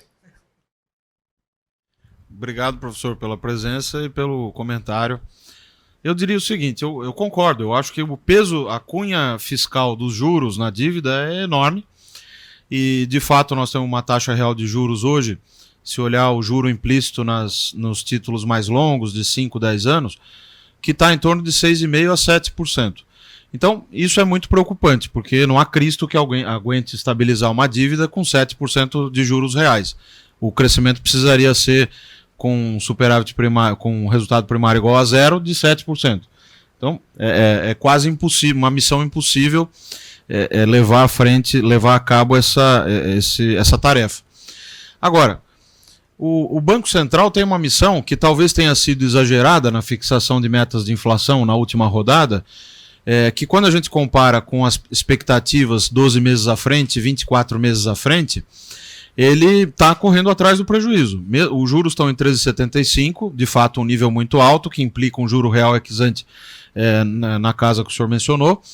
Porém, a inflação prevista para o fim do ano que vem está acima de 4%, e a meta de inflação é 3%. Então vamos mudar a meta de inflação. O problema é que nesse contexto conturbado, em que se fez uma série de ataques ao Banco Central, etc., se mudar a meta de inflação agora, o mercado vai jogar essas projeções para 5%, 6%. Então, entendo, né, que seria importante a gente começar um ciclo de redução dos juros, adequar as metas de inflação, mas na seguinte ordem, essas duas coisas sendo feitas depois do início do ajuste fiscal. Quer dizer, o que é o início do ajuste fiscal? Mostrar qual vai ser a regra do jogo. Olha, vai ter uma despesa que vai crescer, por exemplo, pela inflação, mais metade do PIB real. Pronto, o mercado vai fazer a conta, vai projetar a dívida com uma determinada taxa de crescimento, as expectativas vão se reancorar E aí eu acho que o Banco Central naturalmente pode iniciar um ciclo de afrouxamento monetário, que é de fato necessário para que a gente possa voltar a ter investimento, crescimento econômico. Mas me parece que a ordem dos fatores nesse caso importa. Posso fazer pergunta? Passo para apenas mais uma pergunta. Boa tarde, meu nome é Gabriel Araújo, eu sou aluno de Ciências Econômicas da UERJ e, bom, a minha pergunta envolve a especulação da criação da moeda peso real entre a Argentina e o Brasil. E, bom, a minha dúvida seria sobre toda a especulação que estava sendo feita em volta da Folha de São Paulo com o ministro Fernando Haddad e sobre como você enxerga a criação dessa moeda, se ela seria útil dentro da análise fiscal do Brasil e tanto para a Argentina também, e como o senhor enxerga isso? Muito boa pergunta. Olha, eu entendo que a proposta do ministro Fernando Haddad, ele fez um artigo na Folha de São Paulo junto com o Gabriel Galípolo, que é o atual secretário executivo dele. Não é que se crie uma moeda única e tal, mas é que você encontrasse uma saída do ponto de vista monetário para fugir das questões cambiais, que principalmente assolam hoje a Argentina.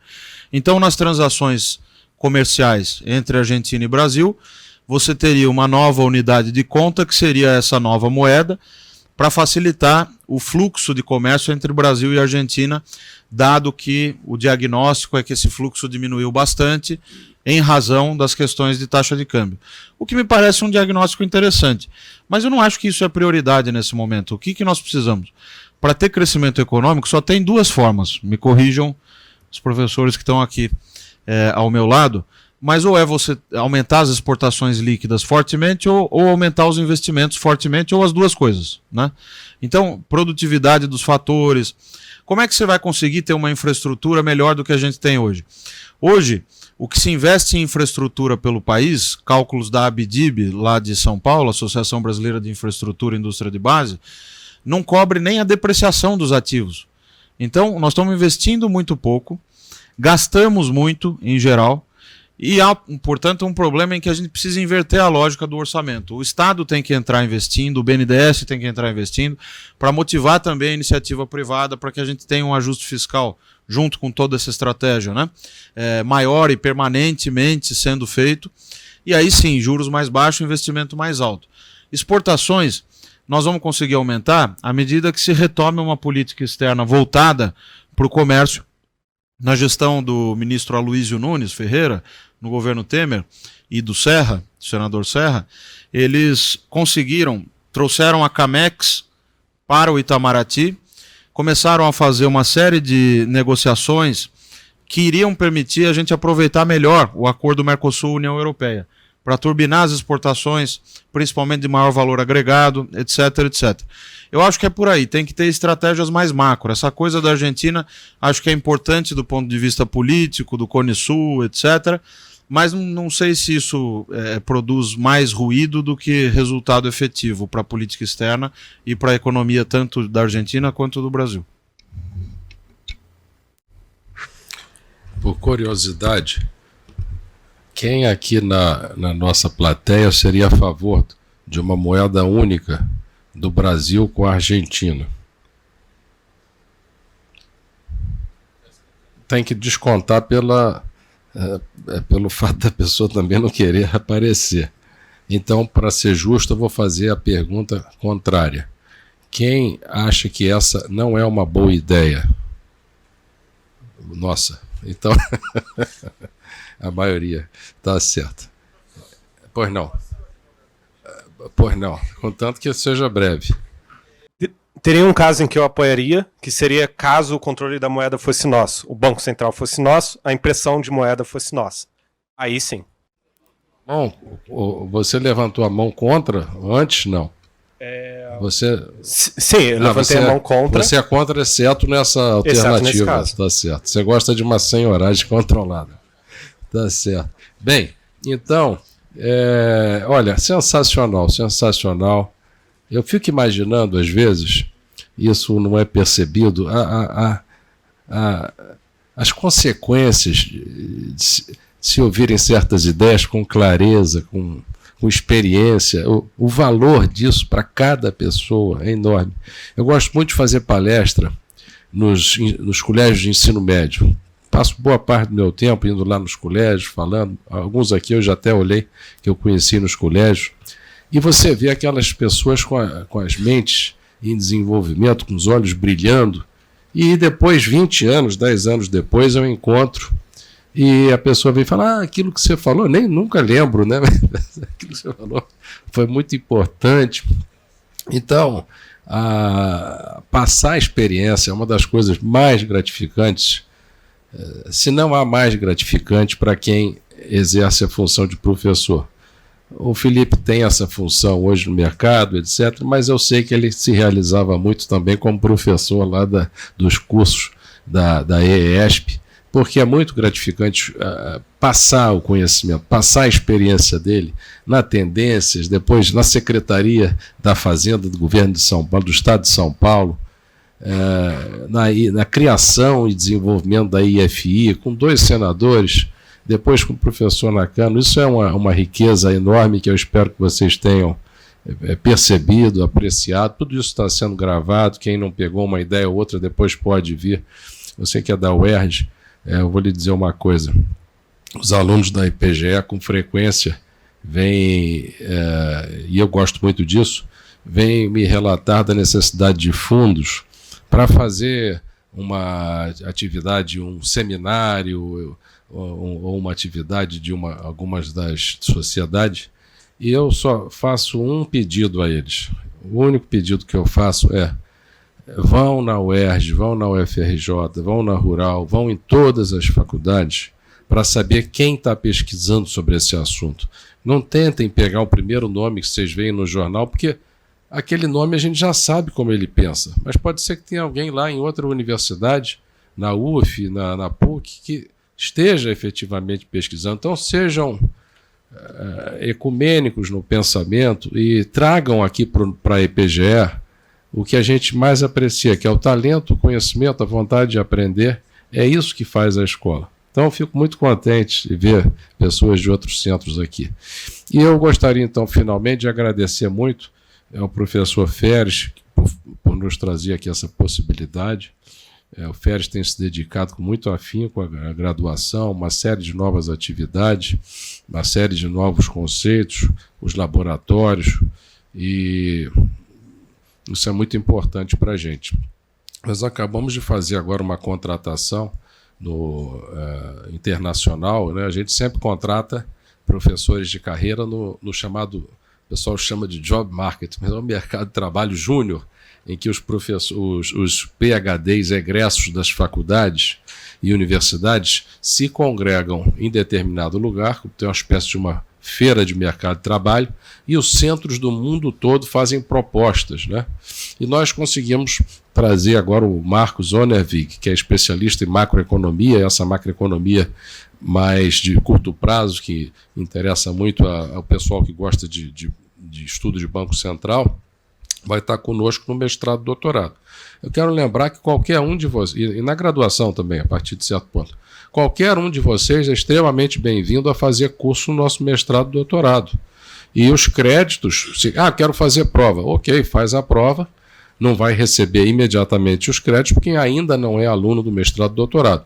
Mas uma vez que passe na ANPEC e seja aluno, não precisa fazer a matéria de novo, os créditos vão estar lá.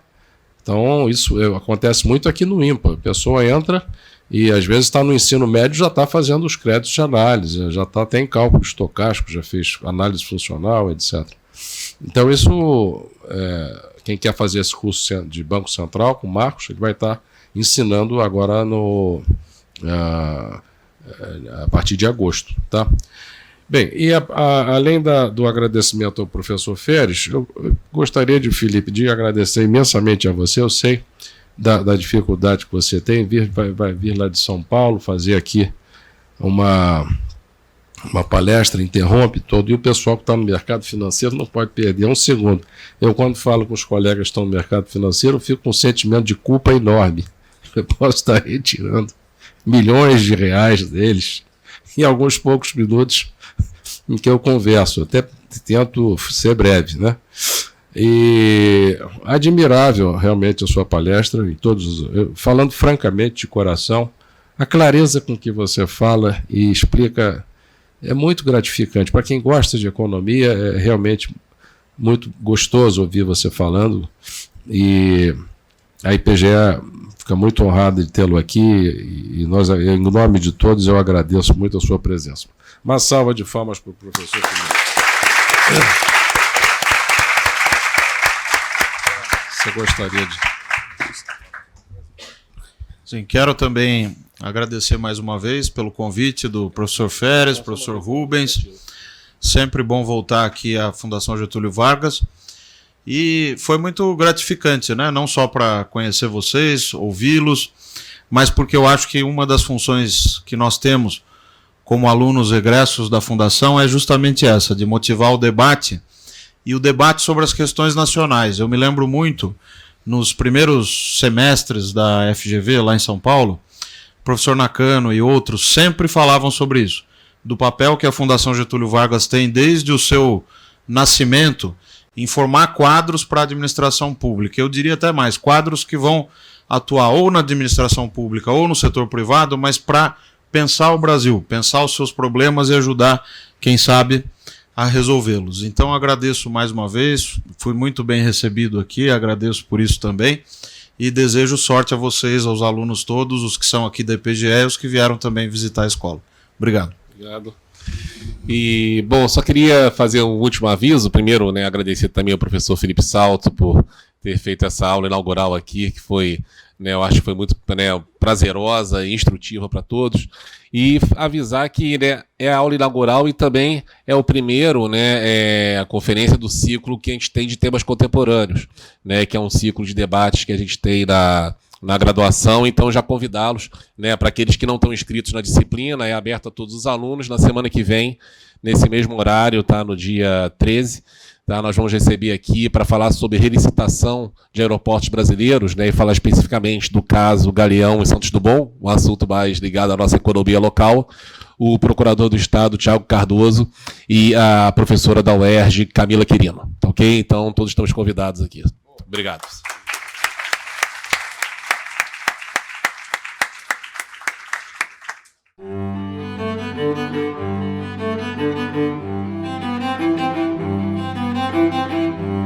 Música